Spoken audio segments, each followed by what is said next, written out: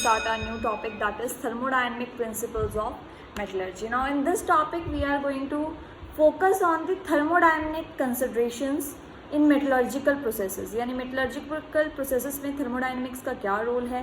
Basically it plays a very important role in choice of reducing agent and in choice of, it plays an important role in choice of reducing agent and the temperature of reduction and the temperature of reduction.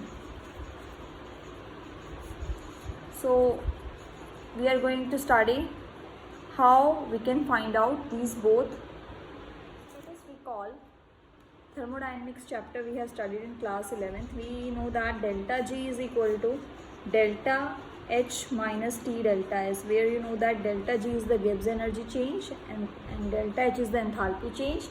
Delta S is the entropy change or tells us about the degree of disorder. Now for a reaction to occur, we know that अगर हम चाहते हैं कि कोई reaction हो तो delta G should be your negative.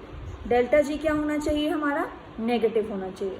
Similarly, एक और relation we have studied, one more relation we have studied in class 11th also, and also we have studied in electrochemistry, हमने recall किया था, relationship between delta G and equilibrium constant. तो यहाँ से अगर आप देखिए एक रिएक्शन के लिए डेल्टा जी अगर आपका नेगेटिव होगा तो के क्या आ जाएगा आपका पॉजिटिव, यानी आपका रिएक्शन तभी होगा जब डेल्टा जी क्या होगा नेगेटिव होगा.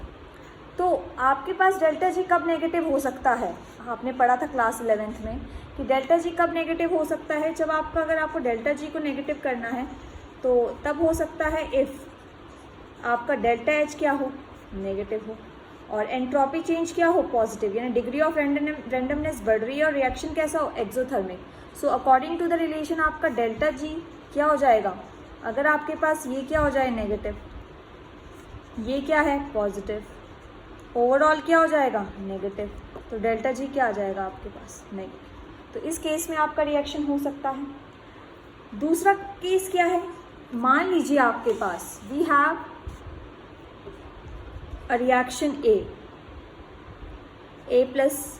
Now if we have two reactions and we have both the reactions in the same system, then if their overall delta G is negative then the reaction will take place. But अगर क्या हो, मान लीजिए आपका एक reaction है A plus B C, इसका delta G let us suppose है -200 किलो जाउ पर मोल. एक रिएक्शन है D plus E is giving F, उसका डेल्टा G है +100 किलो जूल पर मोल. तो एज पर द कंसेप्ट जो आपका सेकेंड रिएक्शन है वो होगा नहीं, लेकिन अगर दोनों रिएक्शन सेम सिस्टम में है तो आपके पास जो ओवरऑल रिएक्शन है वो हो जाएगा, क्योंकि जो नेट इफेक्ट आपका आएगा, नेट इफेक्ट जो आपका आएगा वो क्या आएगा -100 kilo joule.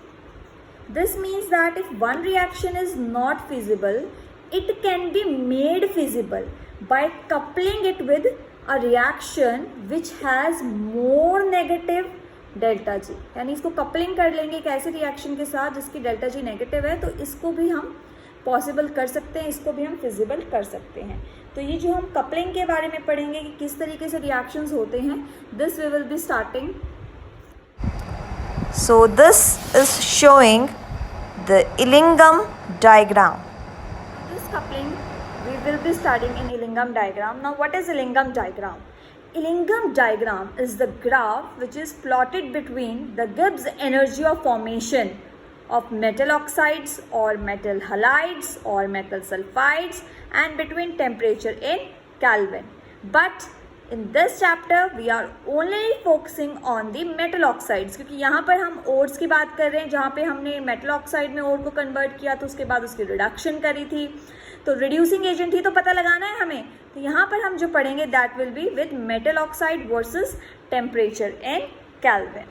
If we look at the graph, our graph will be between delta G formation of metal oxides.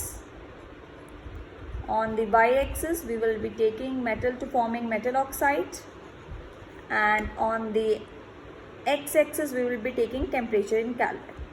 Now here something delta G is 0, above this it is positive, and below it is negative. Now if we have an equation जहाँ पर metal जो है वो oxygen लेकर क्या बना रहा है, मेटल ऑक्साइड बना रहा है, मेटल ऑक्साइड बना रहा है, तो मोस्ट ऑफ दी आप अगर ग्राफ देखें तो वो विद पॉजिटिव स्लोप इस तरीके से ग्राफ है। जो लिंगम डायग्राम में मेटल ऑक्साइड्स के ग्राफ हैं वो कुछ इस तरीके से हैं, तो उनको समझने की कोशिश करते हैं। अब आप देखिए मेटल जो है वो सॉलिड होता है, मेटल ऑक्साइड्स भी सॉलिड होती है नेचर में। ऑक्सीजन क्या है, गैस। तो अगर मान लीजिए मैं ऐसे को बैलेंस करती हूँ तो मेरे पास ये बनेगा। अब यहाँ पर आप देखिए ज़रा, आपके पास मेटल भी सॉलिड है, मेटल ऑक्साइड भी सॉलिड है, but it is what, gaseous in nature. तो फ्रॉम रिएक्टेंट टू प्रोडक्ट मेरा एंट्रोपी चेंज क्या हो रहा है, इंक्रीज हो रहा है। यानी मेरा एंट्रोपी चेंज क्या आ रहा है, इंक्रीज या डिक्रीज, डिक्रीज हो रहा है। यानी मेरा डेल्टा एस क्या आ रहा है, negative. My delta S is coming negative. Now enthalpy change तो इस रिएक्शन के लिए क्या होगा आपके पास, एंथैल्पी चेंज क्या होगा इस रिएक्शन के लिए।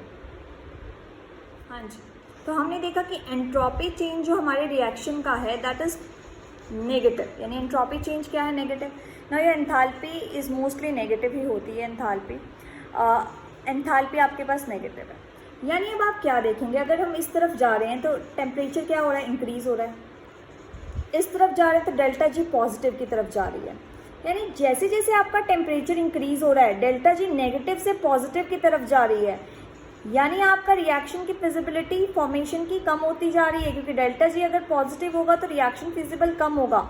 इसको हम इससे एक्सप्लेन करते हैं। देखिए ये कैसे हो रहा है, अगर आप रिएक्शन अप्लाई करें equation delta G is equal to delta H minus T delta S. ये जो ग्राफ है रिप्रेजेंट क्या कर रहे हैं, फॉर्मेशन ऑफ मेटल ऑक्साइड। तो ये बेसिकली यही तो आपके पास इन्वॉल्व कर रहे हैं। अब एंट्रोपी क्या हो रही है यहाँ पे, हाँ जी एंट्रोपी क्या हो रही है, नेगेटिव। ओवरऑल इफेक्ट क्या आ रहा है, ये पॉजिटिव। डेल्टा एच क्या है, नेगेटिव।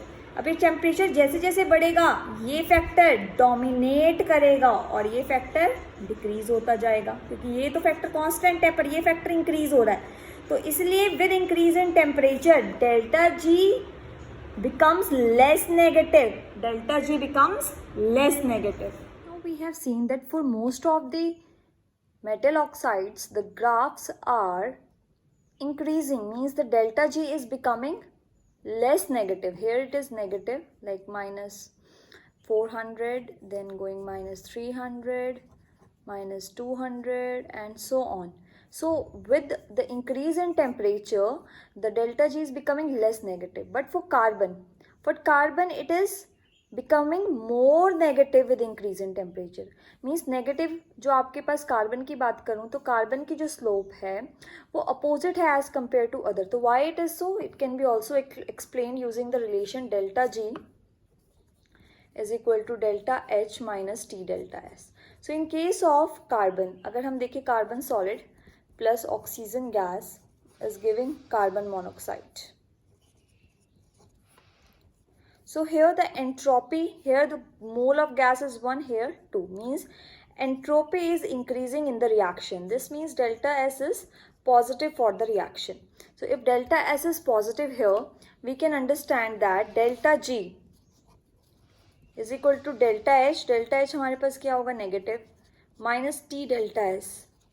डेल्टा एस क्या है, पॉजिटिव, ओवरऑल क्या है, नेगेटिव. यानी कि आपका डेल्टा जी ओवरऑल क्या आ रहा है, नेगेटिव आ रहा है. यानी with increase in temperature it will become more negative. That is why the slope of the graph is like this, while other case it is ascending. In this case it is descending, means it is becoming more and more negative. So if we look these graphs are for red one is for silver, this sky blue one is for mercury and this purple is for copper. तो यहाँ पर आप देखिए there is a sudden change in the graph. This sudden change, increase, जो sudden increase है graph में, ये कब होता है, when there is a change in physical state, like solid is converting to liquid or liquid is converting to gas. So there is a sudden change in entropy which results to the change in the value of delta G with temperature.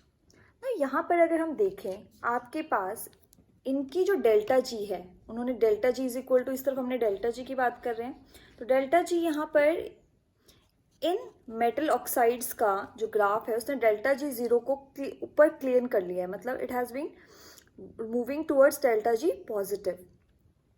Means अगर delta G positive है, अगर किसी reaction का, if for reaction delta G is positive, this means the reaction is non spontaneous, then that reaction is non-spontaneous. Here that reaction is non-spontaneous. This means that formation of silver oxide will be non-spontaneous above this temperature. Above this temperature, अगर ये हम temperature T1 की बात करें, इस temperature T1 के above silver oxide की formation non spontaneous है, क्योंकि इस टेम्परेचर के अबाव ये कहाँ पहुंच चुका है, delta G positive. This means आपका जो सिल्वर ऑक्साइड होगा वो क्या हो सकता है इस टेम्परेचर के अबाव, वो आसानी से क्या हो सकता है, ब्रेक हो सकता है, डिकम्पोज हो सकता है, it can easily decompose. Similarly is for mercury and copper. Above temperature T2 mercury can easily decompose and above temperature T3 copper can decompose. However, for most of the metal oxides इस तरीके के temperature हम पता लगा सकते हैं, but these temperatures are very high for most of the metal oxides and cannot be attained. It is attainable only in case of silver and mercury. So if you like the video, like, share and subscribe.